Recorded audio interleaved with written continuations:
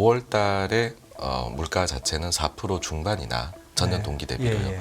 아니면은 4%뭐 초반 정도까지도 나올 수 있지 않을까 싶고요. 이번에 나오는 것 자체는 지난달 데이터랑 거의 이제 전년 동기 대비로 비슷하게 나올 것이다. 저는 이제 제일 관심을 가지는 게 결국에는 주거비가 떨어질 수 있느냐. 떨어진다라는 게 상승폭이 계속 올라가고 있거든요. 근데 선행 지표들이라고 할 수 있는 집값들은 다 그 증가율이 빠졌는데 과연 이게 언제 내려갈 것이냐. 그런 우려도 있거든요.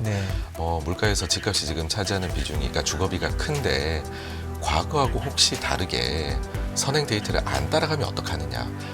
저는 주거비가 떨어져 준다라고 하면 저한테는 개인적으로는 그게 제일 중요한 데이터가 아닐까라고 생각을 합니다.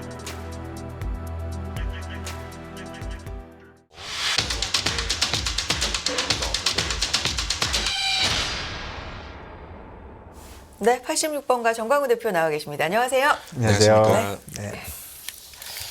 오늘은 어떤 얘기 주로 해주시겠습니까? 네, 뭐 결국엔 또 CPI나 부채한도 협상이다.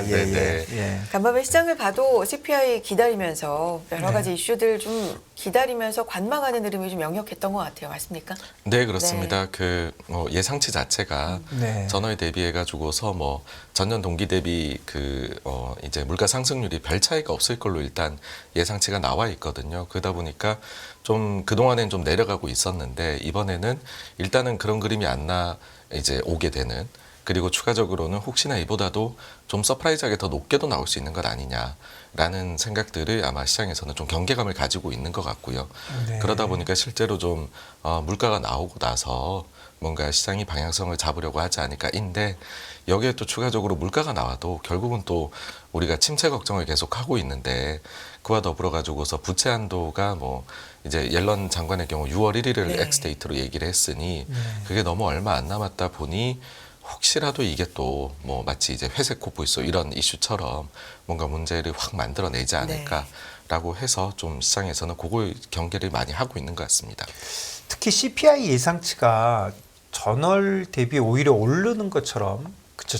전월 대비가 0.1이었던 게 0.4 되는 거잖아요. 네, 그렇습니다. 이게 쭉 내려오던 게 이번에 뭐 최소한 내려오지 않고 약간 오르는 그런 거는 주요 어떤 이유에서 그렇게 예상하고 있는 거죠? 네, 일단은 뭐 에너지 쪽에서의 상승이 나타나고요. 그 다음에는 뭐 그 중고차나 이런 부분들도 그동안에 뭐 소위 선행 지표격이라고 할 수 있는 여러 중고차 데이터하고 CPI에 들어가 있는 중고차 데이터는 조금 다르게 움직였거든요. 그건 좀 상승이 나타났는데 이 부분에서는 상승을 저희가 찾기가 어려웠었기 때문에 그 부분에서는 조금 이제 따라가는 게 있지 않을까. 그런 부분들을 합쳐놓고 보게 되면은 뭐 0.4 이런 얘기가 나오는 것 같습니다. 약간 조정의 의미가 좀 있는 거네요. 사실은 에너지야 다시 다음 달에 가면 지금 유가가 많이 내려와 있으니까. 네, 안 그래도 지금 상태로 가게 되면 다시 또 이게 내려가게 됩니다. 그래서 그 부분이 아니더라도 뭐 이제 베이스 이펙트 때문에 5월 달에 물가 자체는 4% 중반이나 전년 동기 대비로요. 아니면은 4%뭐 초반 정도까지도 나올 수 있지 않을까 싶고요. 다만 이제 이번에 나오는 것 자체는 지난달 데이터랑 거의 이제 전년 동기 대비로 비슷하게 나올 것이다. 그렇게로 보시면 될 것 같습니다. 가솔린 가격 얘기를 좀 많이 하는 것 같더라고요. 네. 그리고 사실 이제 물가 발표를 앞두고서 정부에서 한 번씩 말을 해줬던 때가 있지 않습니까? 기억하시겠지만은 뭐 바이든 대통령이라든지 아니면 대변인이 나와서 얘기를 한 적이 있는데 이번에 또 없었거든요. 아, 그럼 맞다는 거네요? 그러면은 거의 시장 예상치하고 비슷하게 나오더라고요. 그래서 뭐 이제 사실 이걸 가지고 믿으면 안 되긴 한데 지금까지 바이든 정부의 행동으로 봐서는 별로 그렇게 이제 뭐 위든 아래든 서프라이즈는 없지 않을까라고 뭐 개인적으로는 생각을 합니다. 그러니까 이번이 저번에 비해서 떨어지지 않는다 하더라도 다음 달에 떨어지는 거를 벌써 4%, 다음 달은 확실하게 4% 정도의 예상이잖아요. 네, 그렇습니다. 그러니까 결국 거기에 대해서 큰 우려를 할 필요는 없다. 네, 그리고 저는 이제 제일 관심을 가지는 게 결국에는 주거비가 떨어질 수 있느냐 이고요. 그러니까 떨어진다라는 게 상승폭이 전년 동기 대비 계속 올라가고 있거든요. 근데 이제 그 선행 지표들이라고 할 수 있는 집값들은 다 그 증가율이 빠졌는데 과연 이게 언제 내려갈 것이냐. 그러니까 그게 내려가게 되면은 이제 정말로 뭐 사실 일각에서는 그런 우려도 있거든요. 물가에서 집값이 지금 차지하는 비중이, 그러니까 주거비가 큰데 과거하고 혹시 다르게 선행 데이터를 안 따라가면 어떡하느냐. 그러니까 이게 시차가 너무 점점 계속 길어지다 보니까 네. 그런 우려도 생겨나는 거거든요. 그래서 저는 주거비가 떨어져 준다라고 하면 저한테는 개인적으로는 그게 제일 중요한 데이터가 아닐까라고 생각을 합니다. 이번에 그러면 약간 둔화되는 걸로 예상되고 있습니까? 사실 근데 아직까지는 거기에 대해 가지고서는 별로 그렇게 반영을 안 하고 있습니다. 네. 왜냐하면 이제 너무 안 떨어지다 보니까요. 그러니까 둔화가 안 되는 걸로 지금 예측치는 잡혀 있는 거네요. 네, 그렇습니다. 예. 자, 그러네요. 부채한도 협상 얘기도 좀 해보면 6월 1일 엑스데이트 얘기도 나오고 조금 아까 뭐 속보로도 전해드렸습니다만 일단은 좀 합의가 안 됐다라는 네네. 얘기도 전해줬는데 이게 시장 영향이 어떻게 있을까요? 변동성이 좀 클까요? 그동안에? 그러니까는 사실 이제 이 판 자체가 네. 과거 사례 보면은 정말로 수십 차례가 있었고 근데 뭐 깨지거나 그러진 않거든요. 다만 근데 우리 기억 속에 뇌리에 강하게 박혀 있는 게 그때 이제 이거 2011 때문에 년인가요? 네네 예. 미국의 신용 등급이 타격을 받으면서 네, 네. 시장이 한번 크게 빠졌던 거 거기에 대한 부분이 있는 것 같아요. 근데 어쨌든 저는 기본적인 가정 자체는 미국은 좀 그래도 합의의 그 정치를 한다라고 생각을 하고 지금의 경우에도 결국에 막 뭐 가장 현실적으로 봤을 때에는 완벽한 뭔가 합의에 이른다라기보다는 소위 말해서 몇 달짜리에 쪽지 이제 그 한도 증액으로 해가지고서 이 이슈를 계속 대선 때까지 끌고 가는 그런 전략으로 나가지 않을까 이고요. 그렇게 된다라고 하면은 이거는 잠재적인 리스크는 맞지만은 이것 때문에 그렇다고 해서 증시가 뭐 아니면 자산시장이 한번 크게 조정을 받아야 된다라는 이슈가 되기보다 이건 어느 정도 약간 상수처럼 변수가 아니라 작용을 하고요. 그보다는 실은 저는 뭐 더 훨씬 관심은 경기 자체가 어떻게 되느냐. 그렇죠. 그거 자체가 훨씬 더 중요하다라고 네, 봅니다. 네. 그리고 특히 뭐 저번에도 말씀해 주신 것 같은데 부채 한도가 좀 삐걱대더라도 2011년은 사실 그 신용 등급을 확 낮춰가지고 문제가 된 거잖아요. 근데 이번에는 뭐 신용 그 회사들이 뭐 안 낮출 것 같아요. 예전에 한 게 있어서 뭐 네, 그런 이슈도 있지 않나요, 좀 어떤가요? 사실 이제 그때 우리가 봤었던 경로가 존재를 하는 거지 않습니까? 예. 그러면은 정치인들이나 아니면은 미국의 뭐 경제 쪽에 인물들도 충분히 거기에 대해 가지고서 네. 고려를 많이 저는 하고 있을 거다라고 네. 생각을 합니다. 그러니까 그런 경로로 인해 가지고서 결국에는 자산 시장이 크게 타격을 입었던 거니까 네. 일단은 이거는 뭐 협상이 되고 안 되고는 사실 이제 양당에 달려 있는 부분이지만은 네. 그게 뭔가 실제로 금융시장으로 전이되는 경로 그 경로에 있어 가지고서는 상당히 바짝 긴장을 하고서 네. 최대한 막아내려고 노력을 일단은 뭐 하지 않을까. 그러니까 정치적으로 원하는 걸 얻으려고는 하겠지만 금융시장에 영향을 주는 거는 그래도 막지 않겠냐? 네, 그렇습니다. 예, 예. 네. 네. 부채한도 협상이 변수보다는 상수처럼 네. 작용을 할 거다 네. 하시는데 근데 그것보다는 경기가 더 중요하다 말씀해 주셨잖아요. 사실 네. 대표님이 지난주 금요일이 저희가 쉬는 날이었어서 네. 하루 안 나오셔서 굉장히 네, 오랜만에 뵙는 것 같아서 일주일간의 데이터를 좀 정리를 해주셨으면 좋겠는데 그래서 지금 어떻게 가고 있습니까? 항상 좁은 길을 말씀해 주시는데 네, 뭐 네. 경기적으로 보면 물가 그리고 고용 뭐 여러 가지 측면에서 봤을 때 지역 은행권 이슈도 아직 좀 살아 있는 것 같고요. 네, 어떻게 네. 흘러가고 있습니까? 네, 그 미국 지역은행 관련된 문제는 그러니까는 SVB로 인해 가지고서 은행 사태가 처음으로 불거진 네. 그 이후부터 해서는 계속해서 여지는 남아 있지만은 그 위중함의 정도는 계속해서 내려가고 있다라고 생각을 합니다. 네. 그러니까 실제로 그 연준에서 급전을 가져다 쓰는 금액 자체도 퍼스트 리퍼블릭까지 해소가 되고 나니까 확 금액이 줄어들었거든요. 그래서 당초에 은행 사태가 딱 불거졌을 때에는 4천억을 쏟아부었습니다. 4천억 달러를요. 근데 지금은 사실상 남아있는 금액 자체가 뭐 800억 달러대 요렇게로 줄어들었거든요. 그러니까는 굉장히 이제 그 어쨌든 급한 불은 껐다라고 생각을 하고요. 다만 그렇지만은 여지는 남아 있어 가지고서 뭐 또 은행 중에서는 위험하다라고 하는 소형 은행들은 나올 수가 있겠죠. 근데 이 옮겨가는 경로를 보시게 되면 처음에는 이 대형 은행 이제 뭐 은행들 SVB를 비롯해서 세 개 은행의 자산을 합치게 되면 5,500억 달러가 넘습니다. 근데 지금 얘기가 나오고 있는 은행들은 뭐 500억에서 700억 달러 정도 자산 규모이거든요. 네. 그러니까는 이거 자체는 줄어들었고 여기에 대해서 파월 의장도 얘기를 한 것이 실제로 FOMC 때에 코멘트를 할 때 질문을 받았을 때예요. 지금 우리가 이제 은행 사태 어느 스테이지에 있느냐. 네. 초기냐 이게 아니면 후기냐라고 했었을 때에 한 단계는 선은 넘어섰다라고 네. 퍼스트 리퍼블릭까지 돼서 했거든요. 이제부터는 신용 창출이 문제가 되느냐 안 되느냐, 신용 가용성의 문제이다라고 했으니까 지금부터 저희가 봐야 되는 거는 계속해서 뭐 은행 쪽이 그래서 영향을 받았는데 이걸로 인해 가지고서 대출 나가는 게 문제가 제때 대출을 받아야 되는 사업자나 가게가 못 받는 문제가 생기면은 이제 경색이 오는 거잖아요. 근데 그 매주 지금 대출 데이터 발표되는 거를 보면은 아직까지는 그래도 양호하게 나가고 있습니다. 그러니까 물론 작년 대비해서 속도는 줄었지만 아직까지는 나가고 있고, 그렇지만은 향후에 어떻게 될 것인가에 대해서는 뭐 대출 태도라든지 이런 거 조사를 해보면 보수적으로 점점 변해가고 있거든요. 그러니까 요 숫자 자체가 점점 내려갈 거는 같아요.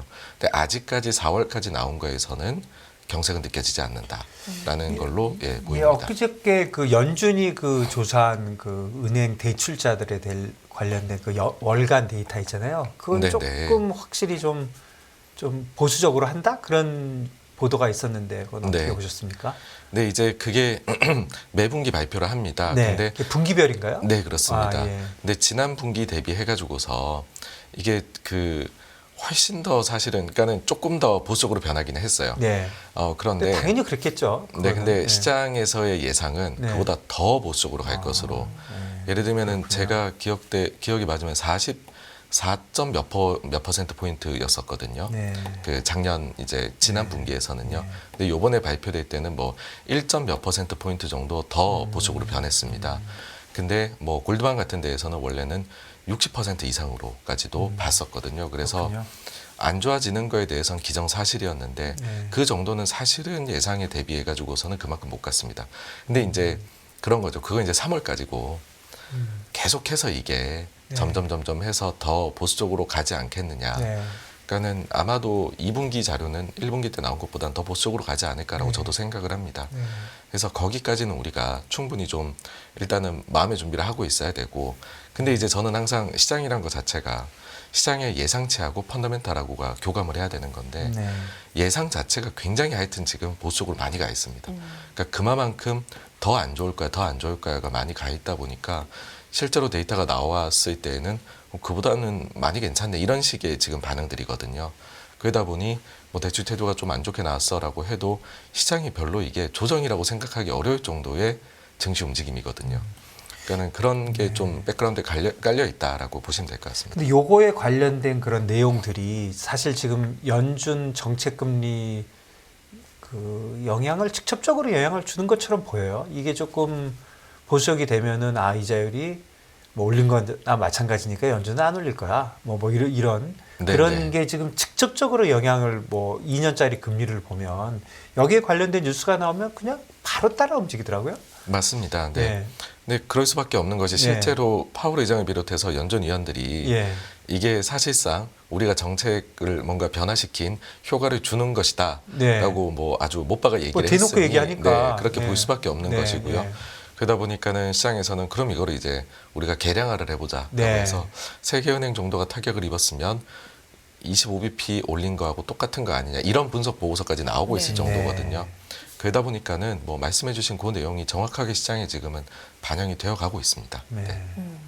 굉장히 그 민감하다고 할까? 네. 조그마한 네. 뉴스만 나와도 그냥 2년짜리 금리는 마구 오르고 내리고 하는데. 네, 네. 그렇습니다. 네. 그리고 이제 그 침체 관련해 가지고서 하나는 이제 그 크레딧에 대한 말씀을 드린 네. 거고요. 네. 그러니까 요 부분은 점점점 둔화는 계속 될 것 같지만 네. 저는 이제 기본적인 가정은 이게 이제 뭐 아주 경색으로 갈 정도까지는 아니고 네. 그러니까 둔화가 나타나고 그에 따라서 연준이나 이런 데에서도 이제 정책적인 조정이 저는 뭐 있을 것이다라고 보거든요. 네. 그렇게 되면은 이 부분은 이제 그렇게 좀 뭐 최악의 저는 상황 가정을 하지 않고 있고, 그 다음에 또 하나는 결국은 침체를 볼 때에는 고용 이제 실업이잖아요. 그렇죠. 근데 이제 실업 데이터하고 나온 거를 보면 사실 이제 그 좀 섞인 데이터들이 나왔어요. 그러니까 전체적으로 지난주가 실업 이제 고용 주간이었는데 네. 데이터를 보게 되면 전체적으로는 우호적으로 나왔다고 봅니다. 네. 근데 그것이 전부 다 그럼 좋게 나왔냐? 그렇진 않거든요. 네. 그러니까 가령 예를 들면은 조금 의아할 수도 있는 것이 주간 그 신규 실업수당 청구 건수 같은 건 과거 대비 한 단계 올라와 있거든요. 레벨 자체가. 네.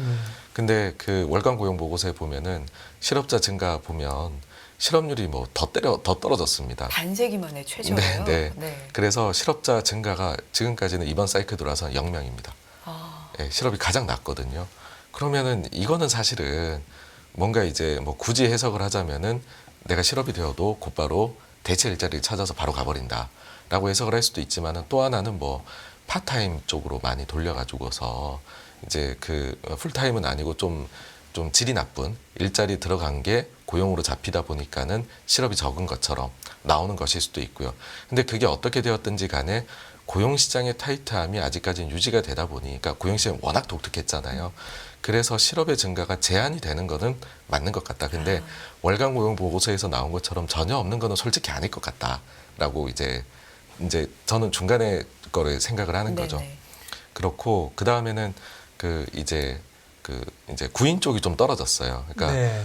결국에는 미국에서 고용시장의 아주 뜨거움은 내려가고는 있는데, 근데 이게 구인이 내려가고 나면은 그로 인해 우리가 바라는 건 임금 상승률도 다 떨어지기를 네. 원하는 네. 거거든요. 네. 근데 요거는 데이터들이 조금 섞여 나와요.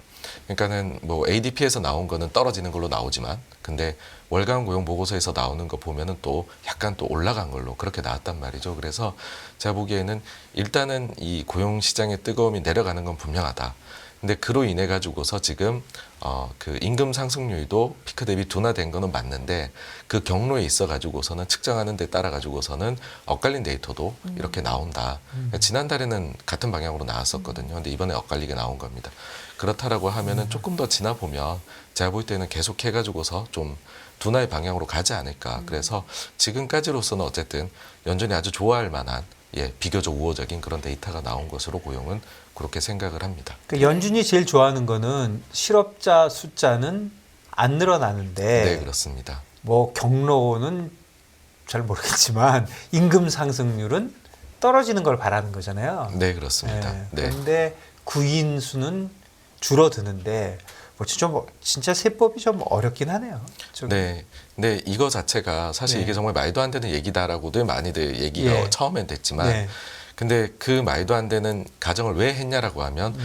그럴 만한 이제 고용 상황이었다라는 거죠. 네. 일할 사람이 너무 부족했었고, 네. 그러다 보니까는 일자리 자체가 실업자 대비 거의 뭐 2개 가까이나 놓여 있는 초유의 상황이었다 보니까 구인 자리 자체가 줄어드는 그런 이제 그러니까 구인만 딱 줄어들고, 그래서 그걸로 인해서 인플레만 잡히게 되는 그런 아주 어떻게 보면 유토피아 같은 거기는 한데, 지금까지로서는 그렇게 가고 있습니다. 지금 경로에서 보면 구인 숫자가 좀 중요해 보이네요.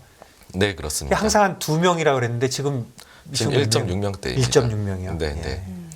그래서 그 구인 쪽에서는 200만 명 이상이 감소를 했고요. 네. 뭐 아주 그러니까는 저도 이제 최초 가정이 그거였거든요. 구인 쪽에서 만 500만이 감소를 하고, 네. 그 다음에 실업자 쪽에서 한 100만 정도 증가면 과거 평균적인 일자리의 이제 경기 둔화 시의 감소 정도일 것이다. 그러면은 이거는 아주 이제 연준 입장에서는 해피하게 돌아가는 상황이 아니냐, 그렇게 보고 있는데, 아직까지는 뭐 연준의 그런 유토피아적 발상대로 나오고 있다 보니 솔직히 할 말은 없습니다. 지금 네. 구인이 그러면 1대1이 되는 게 좋은 건가요? 뭐 1대1 정도 아니면 1 초반 정도까지. 1 초반까지. 예. 가면은 그러면은 딱 코로나 직전 수준입니다.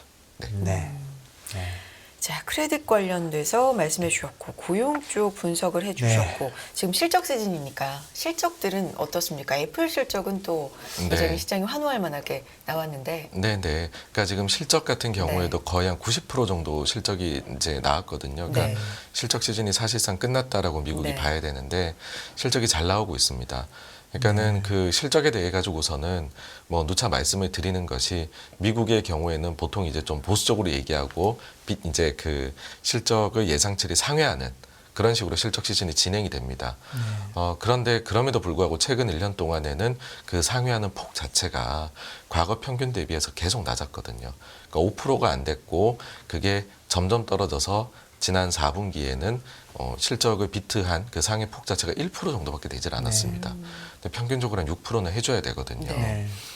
그러다 보니까는 작년 1, 2, 3분기까지는 오히려 전년 동기 대비 이익이 성장했음에도 불구하고 미국의 실적 시즌이 별로 그렇게 좋지 않다라고 우리가 평가를 내렸다면, 지금에 와서는 4분기, 1분기 그리고 2분기까지는 이익이 기본 가정 자체가 전년 동기 대비 역성장을 보고 있어요. 그럼에도 불구하고 이번 실적 시즌이 좋다라고 하는 거는 이거를 이제 상회하는 폭 자체가 한 7%좀 나오고 있습니다. 네. 그러다 보니까는 지난 1년 중에서는 가장 좋은 실적 시즌을 보내고 있다라는 얘기를 하는 것이고 그러다 보니까 이제 분석하시는 분들도 미래 추정치를 상향을 하기 시작을 하는 거죠. 내가 너무 보수적으로 봤나라는 생각을 하면서 상향이 지금은 발생을 하면서 이제 그 12개월 미래 그 주당 순이익이 네. 지금은 계속해서 올라가고 있는 미국은 상황입니다. 네. 그러니까 미래 추정치를 올리게 되면은 퍼가 떨어지게 되는 거죠. 네, 그렇습니다. 그러니까 보기도 좋아지는 거고. 네, 네. 그러면 요번에 실적 여러 군데 나왔는데 크게 보면 결국 좋게 나온 건데 어느 분야가 좋았던 건가요? 빅테크인가요? 네, 뭐 사실 이제 그 컨슈머 쪽은 네. 상당히 여기가 그 어닝 이제 비트의 율 자체가 제일 높은 데입니다. 그러니까 아. 생각보다 소비가 괜찮다라는 네, 게 있었고 그 다음에 그렇지만은 그럼에도 불구하고 워낙 비중이 큰 것은 이제 빅테크잖아요. 더 좋은 거는 소비 쪽이었다. 그 비율 자체는 더 좋았고요. 근데 관심도는 빅테크일 수밖에 없는데 빅테크들을 보시게 되면 비용 관리를 이렇게 단숨에 할 수 있구나라는 걸 느끼게 된 것 같아요. 그러니까 비용 관리가 정말로 말한 대로 되는구나라는 게 첫째였고 그 다음에 두 번째는 생각보다 매출 쪽이 방어가 좀 잘 되던데 그 부분을 보게 되니까는 각자 이제 스토리들은 달랐었습니다. 그러니까 예를 들면은 그 이제 뭐 메타 같은 경우에는 중국 쪽에서의 고객 그쪽에서의 좀 주문이 좋아가지고서 광고 쪽으로 그래가지고서 매출도 비트를 했다 나왔다라고 하면은 다른 뭐 마이크로소프트나 이런 데에서는 이제 또 광고나 이런 걸 접목시킨 거에서도 또 잘 나왔고 그리고 이제 그 저기 데이터 센터 관련해가지고서 이쪽에서 사업하는 쪽도 뭐 괜찮게 나왔었던 네, 그런 이제 것들이 있었죠. 그래서 뭐 스토리들은 조금씩 다릅니다. 그러니까 애플 같은 경우에는 그 실제로 뭐 그렇게까지 제품들이 잘 팔린 건 아니었지만 고급화로 가는데 그거 자체가 뭐 이익이나 이런 쪽에서는 방어 잘해줬었고요. 그래서 저마다의 그런 부분들은 다르지만은 강점이 훼손이 안 되는구나라는 거를 보여준 게 뭐 제일 컸지 않나 그렇게 생각을 합니다. 네. 애플은 진짜 뭐 5%가 올랐으니까요. 이제 레벨도 172달러면 뭐 2022년 초 레벨까지도 거의 뭐 한 10달러밖에 안 남은 것 같아요. 네. 그리고 지금 얘기해 주신 것 중에 비용 관리가 뭐 진짜 저 정도까지 잘 되느냐. 그거는 역시 임금 관련돼서 사람을 늘렸다 줄였다 했던 거 그 얘기 하시는 겁니까? 네, 맞습니다. 네. 그리고 그 이외에서도 그러니까는 효율화 작업이 상당히 좀 쉽게 빠르게 일어나지 않느냐. 뭐 그렇게 생각을 하고요. 그러다 보니까는 이 전보다 좀 예상치 대비 전반적으로 잘 나오게 되는 그런 거를 뭐 만들어낸 것 같습니다.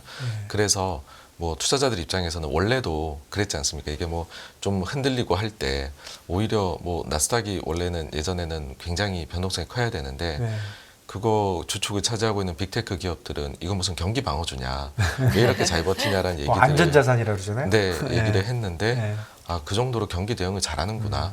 예, 지금까지로 봐가지고선요. 네. 그런데 생각해 보면 한 1년 전 요때쯤 되면 그 뉴스 중에 큰 뉴스 하나가 빅테크 사람 구인난이라고 그래가지고 무슨 뭐 헤드헌터가 뭐 젊은 빅테크 찾아가서 뭐 집 앞에서 기다렸다는 등 뭐 그런 뉴스 엄청 나온 게 불과 1년 전이거든요. 생각해 보면. 그런데 6개월 전부터 대량 해고를 했으니까 과연 이 사람들이 그렇게 사람 대량 구인해서 대량 해고까지 가는데 진짜 6개월밖에 안 걸렸어요. 굉장히 빠르게. 네, 맞습니다. 그게 가능한 미국 시장이다 이렇게 봐야 되겠네요. 10개월 포워드 EPS가 이제 그러면 내가 너무 나쁘게 봤나? 그래서 좀 상향 조정되고 있다고 하셨는데 사실 거기에는 그럼 경기에 대한 어떤 예측이나 감안은 안 들어가는 겁니까? 사실 경기를 보면 좀 더 내릴 법도 한데 경기를 보고 너무 나쁘게 봤다 이건가요? 어떻게 봐야 될까요? 그러니까는 사실 이제 분석을 할 때 기업들의 이제 코멘트에 많이 의존을 할 수밖에 없는데 현실적으로는요. 근데 그렇게 봤었을 때 기업들이 본인들의 미래 이제 어떻게 될 것 같다 가이던스를 주잖아요. 근데 여기에서 부정하고 긍정적으로 주는 그 전에 비해 가지고서 요 비율을 굳이 나눠 가지고서 보게 되면 그러면은 과거 대비해 가지고서는 긍정 비율이 점점 늘고 있다라는 거죠. 그러니까는 뭐 본인들이 이런 쪽을 보니까는 연간으로 사업이 그렇게까지 그 전에 생각했던 것 대비 나쁘진 않을 것 같다. 이런 얘기들이 나오다 보니까 그런 비율 자체가 그래서 긍정 부정 비율을 보게 되면 과거 10년이나 5년 평균 대비해서 더 긍정적으로 지금 기업들이 얘기를 하고 있거든요. 그러다 보니까는 그게 좀 자연스럽게 이제 그 추정치를 상향하게 되는 근거로 작용을 하는 것 같습니다. 네. 그러니까 경기 하강 국면이 아직 끝나지도 않은 대목이긴 한데 이번에 실적 발표를 보면 기업에서는 상당히 긍정적으로 얘기하는 기업이 많았던 거 맞는 거죠? 네, 그렇습니다. 그리고 그 요인을 한번 생각을 해보면 네. 가장 지금 경기 다운에 대한 우려가 많은 지역이 그러니까 지역별 차별화인 것 같아요. 네. 그러니까 미국이다라고 하면 예. 작년하고 먼저 얻어맞았었던 중국이나 유럽 쪽에서는 상황이 생각보다는 괜찮은. 네. 근데 이 미국 기업들도 이제는 해외 매출이 굉장히 크다 보니까 그런 쪽에서 생각보다 괜찮아 가지고서 해외 매출이 생각보다 괜찮아서 우리가 이번에 어닝 비트를 했다. 뭐 이런 얘기를 하다 보니 그런 점까지 고려를 하면 우리가 미국만 봐가지고서는 되게 안 좋게 보이는데 근데 지금은 오히려 이외 지역에서 도움을 좀 주고 있구나. 그 점이 뭐 반영되는 것 같습니다. 그럼 늦게 가서 그냥 경기만 보면 다른 데는 뚝 떨어졌다가 올라갔는데 네. 그쪽 이익을 보면서 좀 덜 떨어지고 싹 이렇게 돌아갈 수도 있다 이렇게 보는 건가요? 네, 네. 그러니까 작년에는 최소한 오히려 자기 회사는? 네, 작년에 네. 오히려 미국은 되게 어쨌든 소비가 좋았고 네. 다 좋았는데 해외 쪽이 너무 안 좋았다라고 네. 하면은요. 네. 근데 지금은 반대로 해가지고서 가고 있는 국면인 것 같습니다. 네, 어쨌든 미국이 운이 좋다고 해야 될까요? 뭔가 미국은 잘 돌아가는 것 같습니다. 네. 그러면 지금 현재 시장에서 어떻게 뭘 제일 중요하게 보고 대응을 해봐야 되는지 네. 마무리를 좀 그렇네요. 해보겠습니다. 예, 요즘 좀 네. 레인지 네. 트레이딩을 계속 하니까 좀 헷갈리긴 하는데. 네, 사실 저는 뭐 계속 긍정파 쪽이고요. 네. 그리고 앞서도 말씀드렸듯이 뭐 침체 이게 중요한데 네. 어쨌든 이익 추정치나 이런 게 좀 상향되는 건 상당히 긍정적이다로 네. 보고 있고 한 가지만 이제 국내장 관련해서 더 네. 추가로 드리자면은요. 그러니까 국내장에 대해 가지고서 빅2 우려들이 많았죠. 그러니까 최근에 뭐 빚내서 투자한 게 터지고 이러는 거 네, 아니냐라고 하시는데 생각보다 이게 빠르게 정리가 되었습니다. 그러니까 어떤 이야기냐 하면은 그 코로나 때 가장 좋았을 때의 신용 잔고가 26조까지 올라갔었거든요. 네. 그러고 나서 1년 내내 계속 빠지니까 이게 16조까지 빠졌었습니다. 네. 그러다가 얼마 전에 이제 연초 뭐 랠리도 나오고 하면서 이게 20조 위로 또 살짝 올라갔었거든요. 네. 근데 이제 그 불과 한 열흘 조금 남짓한 네. 보름 정도도 안 된 그런 상황에서 그 얼마나 금액이 줄었냐면 1.6조 이상 감소를 했습니다. 아, 그래요? 그래서 지금 또 18조대로 그 신용 잔고가 내려왔거든요. 18조 후반으로 내려와서 사실 우리 증시는 지금 그 앞서 이제 제일 낮았던 때가 16조라고 말씀을 드렸잖아요. 네. 그러니까 우리 증시에서는 지금 레버리지로 인해 가지고서 네. 증시가 뭔가 떠받들여졌다라거나 그런 거는 전혀 느껴지지 않는. 그런 이번에 상황이에요. 이렇게 내려간 이유는 뭐 네. 특별한 게 있을까요? 아무래도 그 8개 종목에서 네. 이게 거래가 네. 되다 보니까 줄었고 그리고 아마도 뭐 그런 분도 계시겠죠. 이 8종목 중에서 하나를 가지고 있고 다른 것도 해놨는데 그럼 증거금을 채워야 따라서. 되니까는 그럼 다른 거에서 비투한 것도 팔아야 되잖아요. 그래서 이번에 보시게 되면은 뭐 많은 분들이 레버리지가 뭐 코스닥이 더 빠졌으니까요. 코스닥이 많이 들어가고 했던 거 아니야 하고 실제 잔고도 코스닥이 더 많거든요. 근데 금액 줄어든 거 보면 코스피가 더 줄었습니다. 아, 그게 코스닥이 더 많았나요? 이 지금 거의 18조는 두 개 다 합친 거죠? 합친 겁니다. 예. 예. 지금은 비슷한데 나눌 수 있습니까? 코스닥이 혹시? 조금 더 높거든요. 예, 예. 근데 이번에 감소하는 금액을 보면 코스피가 코스피가 오히려 빠진다. 더 감소했습니다. 예. 그러니까는 2중, 3중으로 물린 것들이 분명히 있었을 거고, 근데 그게 정말 단기간에 많이 줄어가지고서 이제는 거의 우리가 예전 가장 안 좋았던 시기의 저점에서 크게 차이가 안 납니다. 그러니까 놀란 가슴 뭐 이렇게 되는 건가요? 뭐 네, 보고 네, 놀란 네. 가슴 뭐 이렇게. 네, 근데 네, 이번에는 그렇죠. 진짜 뭐 이게 거의 사기성의 작전주 같은 거에 연결이 돼가지고 신용이 줄어들었다고 하니까 뭐 느낌은 그냥 그렇네요. 시장의 긍정적인 뉴스기는 하지만 진짜 우리 시장의 성숙도에 대해서는 진짜 뭐 좀 생각할 점이 많은 것 같습니다. 네. 네. 네. 마무리 말씀 해주실 게 있을까요, 대표님? 네네. 그래서 뭐 이제 국내 쪽에서 그 뭐 많은 앞으로 이거 관련 얘기 나올 거예요. 네. 예, 근데 이제 그 부분은 뭐 해결을 해 나가는 그 이슈에 관한 과정인 거고 네. 실제 투자자가 영향이 받는 부분은 이제 매물이 나올 만큼은 뭐 완전히 나온 게 아닐까. 그렇게로 비투는 해소가 이제 돼가는 것 같습니다. 그렇군요. 알겠습니다. 여기까지 듣겠습니다. 86번가 정광우 대표 함께했습니다. 대표님 고맙습니다. 감사합니다. 금융투자로 돈 벌기 쉽지 않으시죠? 그런데 불가능한 것도 아니죠. 글로벌 IB 트레이더의 눈으로 본 더 넓은 금융의 세계, 그들의 투자의 기술 정말 궁금하지 않으십니까? 여러분들을 응원합니다.